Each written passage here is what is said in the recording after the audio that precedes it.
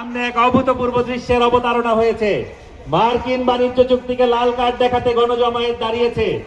জুলাই গণ অভ্যুত্থানের আকাঙ্ক্ষার পরিপন্থী ও মার্কিন বাণিজ্য চুক্তি সহ জাতীয় স্বার্থবিরোধী সব চুক্তি বাতিলের দাবিতে সমাবেশ করেছে গণতান্ত্রিক অধিকার কমিটি।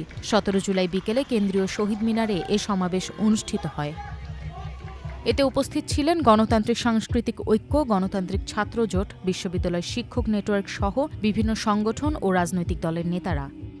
এখানে একের পর এক চুক্তি স্বাক্ষরিত হয়েছে, শুধু আমেরিকার সাথে না বন্ধুরা, আমেরিকার সাথে, জাপানের সাথে, ইউরোপিয়ান ইউনিয়নের সাথে একটা চুক্তির ব্যাপারেও আমাদের দেশের মানুষকে জানতে দেওয়া হয়নি। এবং আপনারা জানেন পার্লামেন্টে অনেক ধরনের কেচ্ছা কাহিনী, অনেক গল্প গুজব, অনেক কিছু চলতেছে, কিন্তু দেশের মানুষের, দেশের কৃষি এবং শিল্প ধ্বংস হতে পারে এরকম একটি চুক্তি স্বাক্ষরিত হওয়ার পথে বা এরকম একটি চুক্তির খপ্পরে আমরা পড়তে যাচ্ছি, কিন্তু পার্লামেন্টে এটা নিয়ে এখন পর্যন্ত একটা কথাও হয়নি।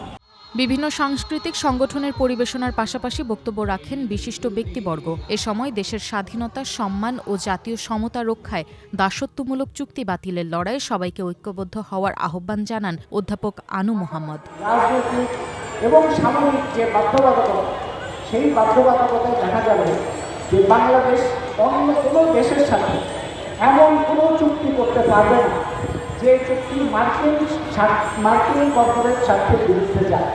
মার্কিন যুক্তরাষ্ট্রের সাথে সম্পর্ক ভালো নয় এরকম কোনো দেশের সাথে, এরকম কোনো সরকারের সাথে বাংলাদেশ সরকার কোনো বাণিজ্যিক কিংবা সাংস্কৃতিক কিংবা সামরিক কিংবা কৌশলগত চুক্তি করতে পারবে না।